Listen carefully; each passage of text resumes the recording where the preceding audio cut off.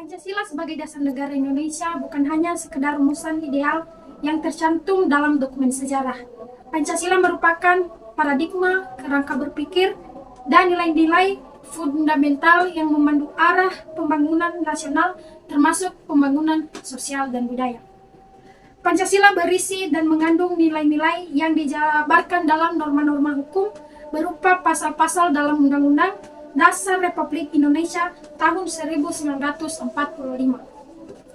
Nilai-nilai Pancasila pada dasarnya adalah nilai-nilai luhur budaya Indonesia, dan nilai-nilai Pancasila tidak hanya perlu dijabarkan ke norma hukum, tetapi juga ke dalam norma etik bernegara.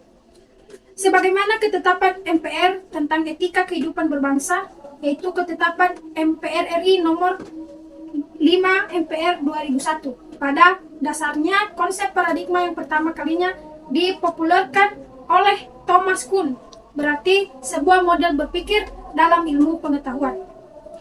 Paradigma besar manfaatnya oleh karena konsep ini mampu menyelamatkan dan menerangkan suatu kompleksitas fenomena menjadi diubah jika paradigma yang ada tidak dapat lagi menerangkan kompleksitas warga negara agar dapat terarahkan sesuai dengan nilai-nilai yang ada di dalam, termasuk dalam pembangunan sosial dan budaya.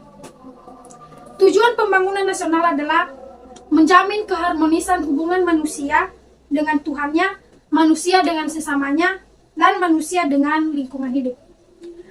Pancasila yang terdiri dari 5 sila, yaitu ketuhanan yang Maha Esa, kemanusiaan yang adil dan beradab, persatuan Indonesia, kerakyatan yang dipimpin oleh hikmat kebijaksanaan dan permusyawaratan, dan keadilan bagi sosial bagi seluruh rakyat Indonesia, merupakan fondasi utama dalam kehidupan berbangsa dan bernegara.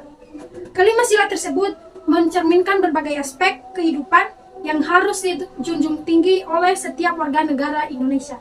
Sebagai dasar moral, Pancasila berfungsi sebagai pedoman bagi seluruh lapisan masyarakat dalam berinteraksi dan berperilaku. Sila pertama, ketuhanan yang Maha Esa, menggarisbawahi pentingnya kepercayaan terhadap Tuhan dan menghormati keberagaman agama yang ada di Indonesia. Hal ini menjadi dasar dalam pembangunan sosial yang inklusif dan toleran. Sila kedua, kemanusiaan yang adil dan beradab, menekankan pentingnya menjunjung tinggi nilai-nilai kemanusiaan dalam setiap aspek kehidupan, dalam konteks pembangunan sosial. Ini berarti memastikan bahwa setiap kebijakan dan program pembangunan harus berorientasi pada keadilan dan kemanusiaan, memperhatikan hak-hak individu dan kesejahteraan masyarakat. Pancasila sebagai paradigma pembangunan sosial berarti bahwa setiap kebijakan sosial harus sesuai dengan nilai-nilai Pancasila. Sila ketiga, persatuan Indonesia, menekankan pentingnya menjaga persatuan dan kesatuan bangsa di tengah keberagaman. Dalam konteks pembangunan sosial, hal ini dapat diwujudkan melalui upaya-upaya yang mengedepankan integrasi sosial, mengurangi kesenjangan sosial, dan membangun solidaritas antar warga. Pembangunan sosial yang berlandaskan Pancasila juga berarti menciptakan masyarakat yang demokratis dan partisipatif. Sila keempat, kerakyatan yang dipimpin oleh hikmat kebijaksanaan dalam permusyawaratan atau perwakilan, menggarisbawahi pentingnya partisipasi masyarakat dalam pengambilan keputusan. Hal ini mendorong pembentukan sistem pemerintahan yang transparan dan akuntabel, serta menguatkan peran masyarakat dalam proses pembangunan. Dalam konteks budaya, Pancasila memberikan landasan yang kuat untuk melestarikan dan mengembangkan kebudayaan nasional. Sila kelima, keadilan sosial bagi seluruh rakyat Indonesia, mengandung makna bahwa setiap warga negara berhak mendapatkan keadilan dan berbagai aspek kehidupan, termasuk dalam hal akses terhadap kebudayaan. Pembangunan budaya yang berlandaskan Pancasila mencakup pelestarian nilai-nilai tradisional sekaligus adaptasi terhadap perubahan zaman. Hal ini berarti menjaga warisan budaya, adat istiadat, bahasa daerah, dan seni tradisional, sambil tetap terbuka terhadap inovasi dan perkembangan budaya global yang positif. Pancasila memberikan kerangka kerja untuk menjaga identitas budaya nasional di tengah arus globalisasi. Implementasi Pancasila dalam pembangunan sosial dan budaya memerlukan komitmen dari seluruh elemen bangsa, baik pemerintah, masyarakat, maupun sektor wisata. Pemerintah harus memastikan bahwa setiap kebijakan dan program pembangunan Pancasila sesuai dengan nilai-nilai Pancasila. Misalnya, dalam bidang sosial dan budaya, pemerintah harus memperhatikan masalah-masalah sosial yang sedang terjadi untuk memastikan bahwa setiap masyarakat mendapatkan hak-haknya sebagai warga negara. Saat ini banyak kasus perselisihan yang diawali oleh perbedaan keyakinan umat beragama.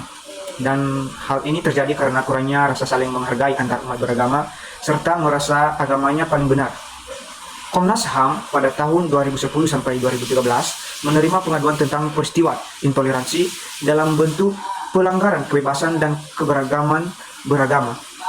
Pada tahun 2010, lembaga negara tersebut menerima 84 buah pengaduan yang terdiri dari kasus lembaga negara tersebut, perusakan atau gangguan, dan penyegalan rumah ibadah sebanyak 26 kasus, dengan perincian kekerasan terhadap aliran yang diklaim sesaat sebanyak 14 kasus, dan konflik dari sengketa internal 7 kasus, dan 6 kasus pelanggaran yang diklaim sesat sebanyak 14 kasus.